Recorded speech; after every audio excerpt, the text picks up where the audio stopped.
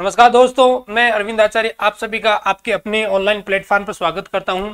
किसी ने क्या खूब कहा कि विकल्प बहुत मिलेंगे रास्ता भटकाने के लिए, कि विकल्प बहुत मिलेंगे रास्ता भटकाने के लिए, लेकिन संकल्प एक ही काफी है। संकल्प एक ही काफी है मंजिल तक जाने के लिए, मंजिल तक जाने के लिए। हम हिंदी का एक महत्वपूर्ण अध्याय जिसे शब्द युग्म और सम उच्चारित भिन्नार्थक शब्दों के नाम से जानते हैं, उसका एक भाग हम लोगों ने पढ़ लिया। आज हम दूसरे भाग के बारे में, महत्वपूर्ण शब्द युग्म के बारे में हम लोग चर्चा करेंगे। तो बिना देरी करते हुए शुरुआत करते हैं।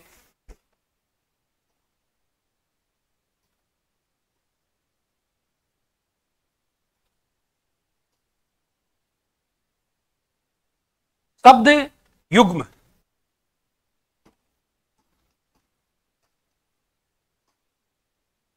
जिन्हें हम लोग समोच्चारित भिन्नार्थक शब्द के नाम से जानते हैं। समोच्चारित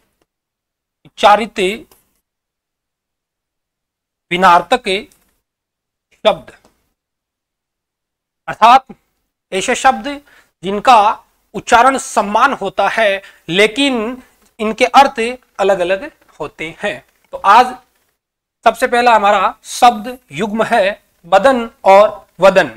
बदन शब्द की अगर हम बात करें तो इसका अर्थ होता है भाई शरीर से लिया जाता है। बदन अर्थात शरीर, और वदन का अर्थ मुख माना जाता है। बदन अर्थात शरीर, वदन अर्थात मुख हो गया। और एक होता है वंदन। आप लोगों ने देखा होगा वंदन करना, वंदना करना अर्थात किसी की पूजा हो गया, वो वंदन के अर्थ में माना जाएगा। उसके बाद में हमारा महत्वपूर्ण शब्द युग्म है दिन और दीन। दिन और दीन शब्द युग्म के अर्थ अगर हम देखें तो दिन का अर्थ होता है दिवस, जिसे हम वार भी कह सकते हैं या हम जिसे दिन भी कह सकते हैं। वार हो गया हमारा, दिवस हो गया हमारा, दिन हो गया। और दीन का अर्थ माना जाता है गरीब से। दीन अर्थात गरीब, दिन अर्थात दिवस या वार। उसके बाद में अगला हमारा शब्द युग्म है सुर और शूर और सुर। तीन हमारे देखिए शब्द युग्म के अंतर्गत अच्छे अच्छे शब्द हैं जो बार बार परीक्षाओं में पूछे गए हैं, और आने वाली जो हमारी परीक्षाएं हैं उनमें भी इनसे आपको शब्द युग्म के उदाहरण देखने को मिलेंगे। तो देखिए सुर, अगर शब्द की हम बात करें तो सुर का अर्थ क्या होता है भाई सूर्य, या जिसे अंधा भी कहा जाता है। सुर अर्थात सूर्य या अंधा। और इसी सुर की बात करें तो इसका अर्थ होता है भाई सूरवीर। आपने सुना होगा तो वीर, वीर के लिए इसका अर्थ माना जाएगा। और सुर शब्द की अगर बात करूं तो होता है देवता। क्या होता है भाई देवता। तो सुर सूर्य या अंधा, और सुर अर्थात वीर हो गया। और सुर की बात करूं तो इसका अर्थ देवता माना जाएगा। वसन और व्यसन शब्दों की अगर हम बात करें तो वसन का अर्थ होता है भाई वस्त्र। क्या होता है वस्त्र, जिसे हम परिधान भी कहते हैं। परिधान या कपड़ा हो गया। वसन वस्त्र, परिधान, कपड़ा, चीज, पट्टे, कई इसके पर्याय हैं। और व्यसन का मतलब क्या हो गया भाई बुरी आदत से। बुरी जो आदत होती है, या हम कह सकते हैं भाई जो बुरी लत होती है, उसके लिए व्यसन शब्द काम में लिया जाता है। वसन, वस्त्र और व्यसन यानी क्या हो गया बुरी आदत। शौक और शौक शब्दों की अगर हम बात करें, शौक और शौक शब्दों की बात करें तो शौक का अर्थ क्या होता है भाई दुख होता है। शौक है किसी को अर्थात दुख है। और शौक का मतलब क्या होता है चाव होता है ना।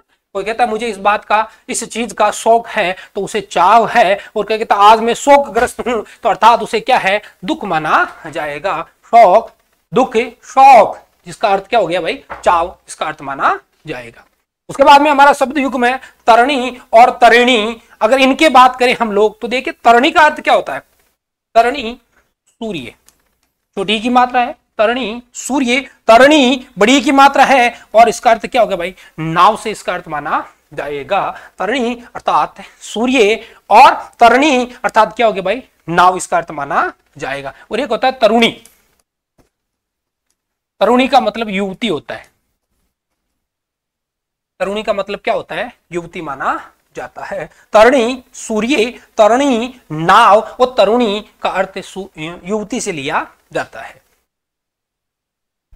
उसके बाद में महत्वपूर्ण हमारा शब्द युग्म है मरीचि और मरीचि। मरीचि शब्द की अगर हम बात करें तो मरीचि का अर्थ माना जाएगा किरण। क्या मानते हैं भाई? किरण, या जिसे रश्मि भी कहते हैं। मरीचि किरण या रश्मि हो गया। और मरीचि का मतलब क्या हो गया भाई? सूर्य को मरीचि कहा जाता है। सूर्य अर्थात मरीचि। मरीचि किरण या रश्मि हो गया और मरीचि अर्थात सूर्य हो गया। कृत और कृत शब्द की अगर हम बात करें, कृत का मतलब हो गया किया हुआ। कृत अर्थात किया हुआ और कृत का मतलब होता है खरीदा हुआ। किसी चीज को जब खरीदा जाता है तो उसके लिए कृत शब्द काम में लिया जाता है। और कृत का मतलब किया हुआ। जैसे हम कहते हैं रामचरितमानस तुलसी कृत, तो तुलसी द्वारा ये रचना की हुई है, इसलिए कृत का अर्थ माना जाएगा किया हुआ। उसके बाद देखिए आप लोग स्रोत और स्त्रोत, है ना। शब्दों को देखिए, सबसे पहले उच्चारण पर हमें ध्यान देना है। स्रोत अर्थात झरना। स्रोत का मतलब क्या हो गया भाई? झरना हो गया, या कई बार माध्यम के अर्थ में भी इसका अर्थ प्रयोग किया जाता है। और स्तोत्र का मतलब हो गया, या जिसे सत्रोत भी कहते हैं, इसका मतलब हो गया हमारा स्तुति से लिया जाता है, जिसे स्तुति भी बोलते हैं कई बार, है ना। स्तुति से लिया जाएगा। स्तुति अर्थात प्रार्थना भी कह सकते हैं हम लोग, जिसे प्रार्थना भी जिसे हम लोग कह सकते हैं। स्रोत का झरना हो गया। स्रोत का मतलब स्तुति जिसे और प्रार्थना भी से कहा जाएगा। भवन या भुवन की बात करें हम लोग, भवन का अर्थ होता है घर। भवन अर्थात घर, जिसे गृह भी कहते हैं। और भुवन का मतलब होता है संसार। भवन घर, भुवन संसार। भुवन संसार महत्वपूर्ण शब्द युग में याद रखिए आप लोग। भवन अर्थात घर, भुवन यानी संसार, स्रोत यानी झरना, स्त्रोत का मतलब हो गया स्तुति या प्रार्थना। इसके बाद में देखिए कुलश और कलश शब्दों की बात हो रही है। कुलश का अर्थ माना जाता है वज्र। कुलश यानी वज्र अर्थात कठोर भी हम बोल सकते हैं, जिसे हम लोग एक तरह से कठोर भी हम कह सकते हैं। कुलश वज्र या कठोर। और कलश कहते हैं भाई गड़े को, इसको कहा जाता है गड़ा, मटका। गड़ा या मटका हो गया, कलश से लिया जाएगा, ठीक है। तो कुलश वज्र या कठोर और कलश गड़ा या मटका।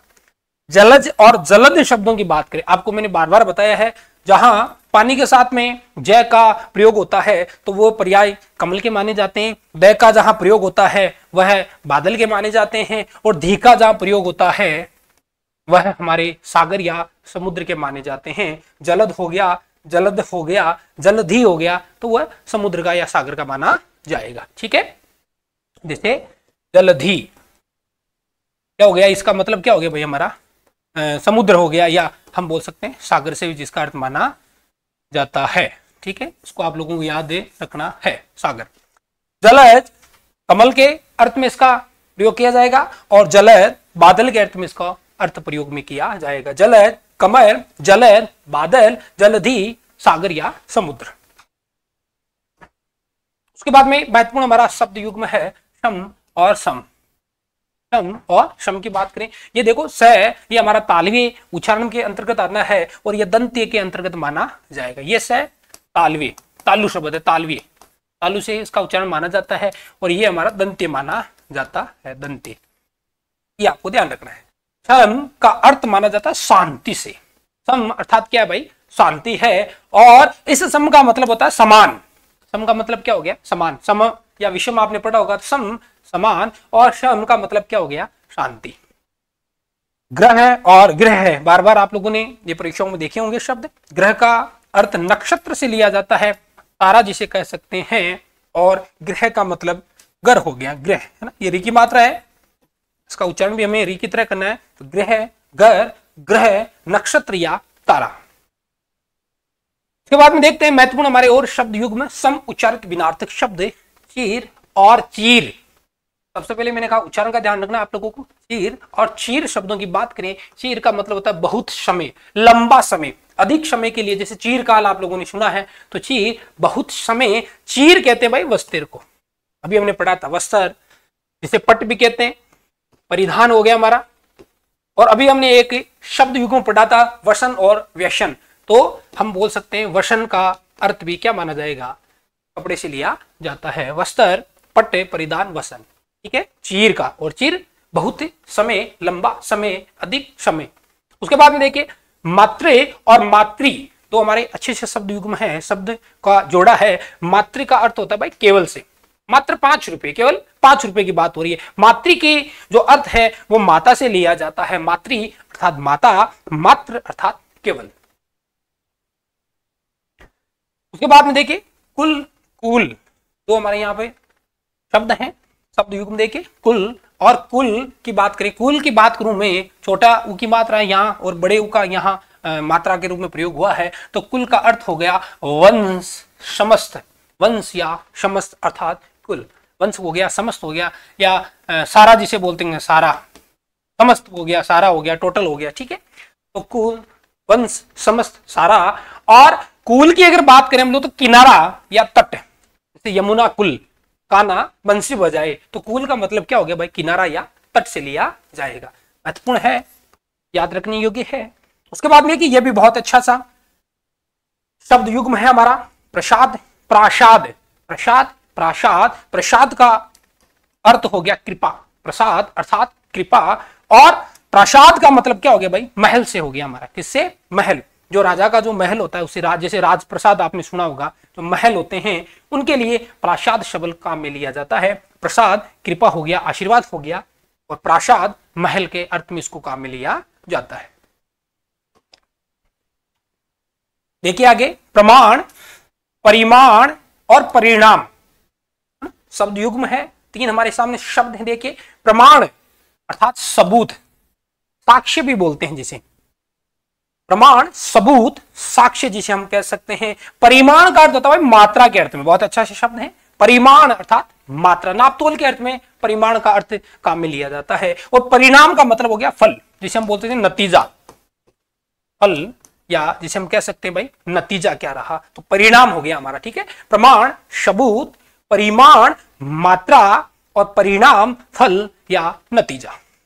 लक्ष्य और लक्ष्य शब्द की अगर हम बात करें तो लक्ष्य का मतलब हो गया हमारा उद्देश्य। जैसे आप लोगों का जीवन में लक्ष्य है, अच्छी सी हमें हमारे तैयारी करते हुए अच्छी सी हमें नौकरी प्राप्त करनी है। उसके बाद देखिए लक्ष्य का मतलब उद्देश्य, और लक्ष्य का मतलब लाख से लिया जाता है, लक्ष्य जो लाख होता है उसे लक्ष्य कहा जाता है, और लक्ष्य अर्थात उद्देश्य। सर्ग और स्वर्ग, सर्ग और स्वर्ग की अगर हम बात करें, सर्ग का मतलब हो गया हमारा अध्याय, इकाई भी बोल सकते हैं, अध्याय हम बोल सकते हैं। कौन सा सर्ग है, जैसे हम पढ़ते हैं हिंदी में पढ़ा जाता है कि भाई जैसे हम पढ़ते हैं कि भाई रामायण पढ़ते हैं उसके कितने सर्ग हैं, तो उसी प्रकार जैसे 15 सर्गों में बटा हुआ है, भाग में, अध्याय में बटा हुआ है, तो सर्ग का मतलब क्या होगा भाई, अध्याय से लिया जाएगा। और स्वर्ग कहते हैं देवलोक को। सर्ग अध्याय और इकाई मान सकते हैं, पाठ मान सकते हैं। स्वर्ग का अर्थ हमारा देवलोक से लिया जाता है। इंदु और इंद्र, इंदु और इंद्र शब्दों की बात करें हम लोग, इंदु कहते हैं भाई चंद्रमा को, चांद को कहते हैं इंदु, क्या कहते हैं, इंदु कहा जाता है। और इंद्र हमें सबको पता है सुरपति, देवताओं के जो स्वामी माने जाते हैं इंद्र, उन्हें उनके लिए कहा जाता है सुरपति, या इंद्र उनके लिए काम में आएगा। इंदु चंद्रमा को कहा जाता है। यम और याम शब्दों की बात करें, देखिए यम और याम।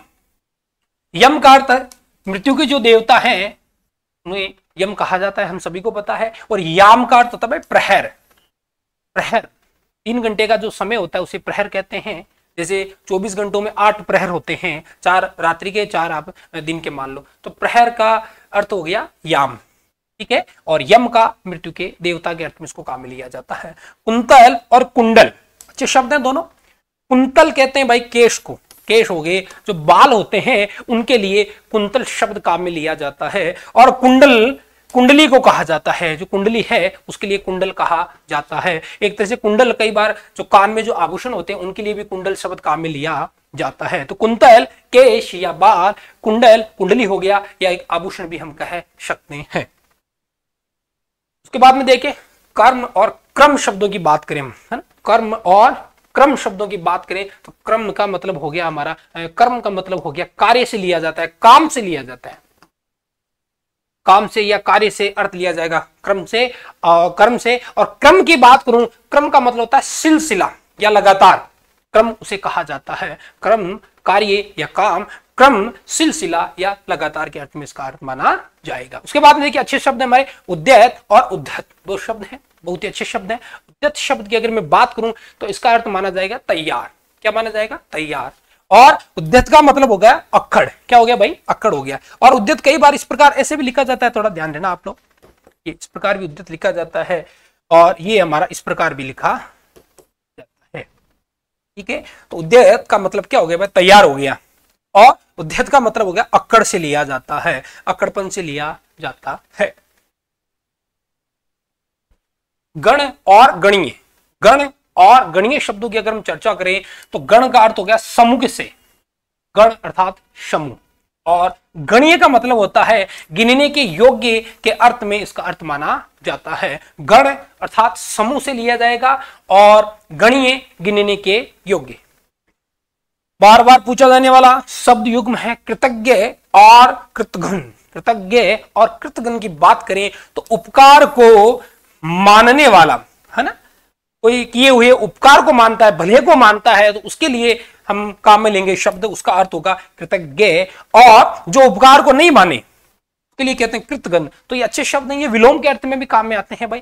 कृतज्ञ का विलोम क्या हो गया? कृतघ्न हो गया। और हम बोल सकते हैं वाक्यांश के लिए एक शब्द होता है, उसके अर्थ में भी हम इसको मान सकते हैं, जैसे उपकार को मानने वाला कृतज्ञ, उपकार को न मानने वाला कृतघ्न।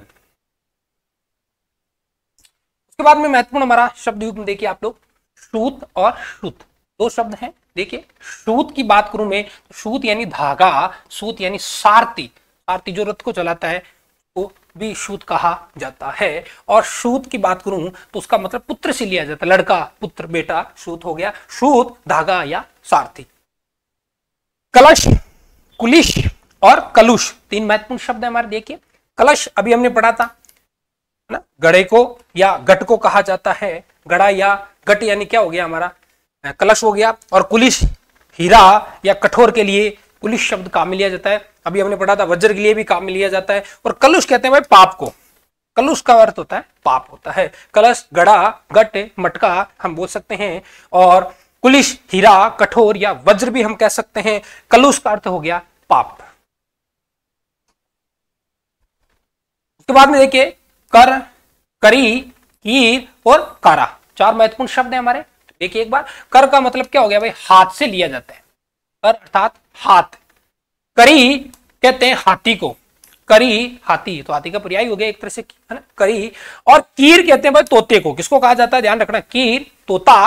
और कारा कहते हैं बंदी को। कारा किसे कहते हैं? बंदी। जैसे कारागाह आपने सुना होगा, कारावास या कारागृह आपने सुना होगा, तो बंदी गृह हो जाता है जैसे। ठीक है, तो कर हाथ, करी हाथी, कीर तोता और कारा बंदी। जैसे कारावास आपने सुना होगा तो बंदीवास, है ना, और कारागृह भी सुना होगा आपने। ठीक है, बंदी। कर हाथ हो गया, हाथ को पानी भी बोलते हैं, पानी याद रखना आप लोग। और करी हाथी को कहते हैं। उसके बाद में कीर तोता हो गया हमारा, सूख हो जाता है। और कारा का अर्थ बंदी से लिया जाता है। उसके बाद में देखिए तरंग और तुरंग शब्द है। तरंग और तुरंग शब्दों की बात करें, तरंग का अर्थ लहर हो गया, उमंग से हम ले सकते हैं, लहर हो जाता है, हम जिसे उमंग भी कह सकते हैं भाई। तरंग लहर हो जाता है, उमंग हो गया इसका अर्थ। और तुरंग कहते हैं घोड़े को, घोड़ा, है ना, अश्व, घोड़ा या अश्व क्या हो गया भाई? तुरंग हो गया, बाजी, है ना। उसके बाद देखो तरंग, लहर, उमंग, तुरंग, घोड़ा या अश्व है। उसके बाद में है व्रण और वर्ण, दो शब्द है महत्वपूर्ण, व्रण और वर्ण शब्द हैं। व्रण शब्द की बात करूं तो व्रण यानी होता है घाव, महत्वपूर्ण शब्द है। व्रण यानी क्या होता है भाई? घाव होता है। और वर्ण का मतलब रंग या जाति से लिया जाता है। व्रण घाव, वर्ण का मतलब हो गया रंग या जाति। और छोटी मात्रा है, ध्यान करना। और जहां जाति ये क्रिया है, क्रिया के रूप में इसको अर्थ में काम में लिया जाता है, जाति, रंग अर्थात वर्ण। वस्तु और वास्तु शब्द देखिए, वस्तु का मतलब हो गया पदार्थ हो गया, या हम कह सकते हैं सामग्री, पदार्थ या सामग्री के अर्थ में इसको प्रयुक्त किया जाएगा वस्तु को। और वास्तु का मतलब हो गया भवन, वास्तु का मतलब क्या हो गया भाई? भवन हो गया है, वास्तु भवन हो गया, जिसे हम घर भी कह सकते हैं। और वस्तु पदार्थ या सामग्री। पथ और पथ्य शब्दों की बात करें हम लोग, पथ का मतलब हो जाता है मार्ग, रास्ता, मार्ग या रास्ते से लिया जाएगा पथ का अर्थ, और पथ्य का अर्थ माना जाएगा रोगी का जो भोजन होता है उसके लिए विशेष शब्द काम में लिया जाता है पथ्य, अर्थात रोगी का भोजन जो पाच्य होता है, जो पचने में सक्षम हो, ऐसे भोजन के लिए पथ्य शब्द काम में लिया जाता है। उसके बाद में देखिए जठर और जरहट, महत्वपूर्ण शब्द है ये भी। जठर और जरहट शब्द की अगर हम बात करें तो जठर, पेट की जो अग्नि होती है ना भाई, उसको जठर कहा जाता है। जठराग्नि, आपने कई बार नाम सुना होगा भाई, जठराग्नि, जठरधन अग्नि, जठराग्नि, पेट की आग को जठराग्नि पेट की आग के लिए कहा जाता है। जठर पेट की आग, पेट की अग्नि होगी हमारी।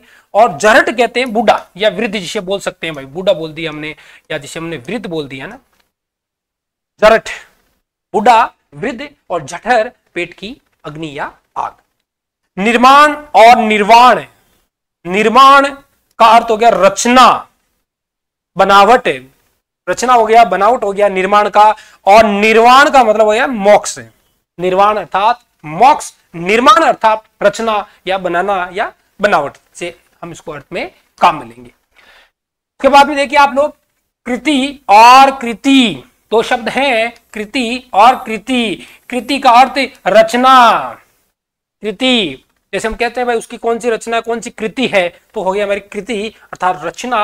और कृति का मतलब उस रचना को लिखने वाला, रचना को बनाने वाला अर्थात रचनाकार। तो कृति रचना, कृति रचनाकार हो गया। प्रथा और प्रथा, प्रथा और प्रथा की बात करें हम लोग, प्रथा कहते हैं कुंती को कहा जाता है। कुंती जो आपने पढ़ा होगा महाभारत के अंतर्गत कुंती, तो प्रथा कुंती के लिए काम में आएगा। और प्रथा रीति रिवाज, जो ढंग है उसके लिए हम कह सकते हैं रीति हो गया, रिवाज हो गया, जो परंपरा होगी वो हमारी प्रथा के अंतर्गत माना जाएगा। और प्रथा का अर्थ कुंती के अर्थ में माना जाएगा। तो आज के हमने कुछ महत्वपूर्ण शब्द युग्म देखे, और भी कुछ महत्वपूर्ण शब्द हैं उनके बारे में हम लोग और चर्चा करेंगे। तब तक आप लोग पढ़ते रहिए, मस्त रहिए। जय हिंद, जय भारत।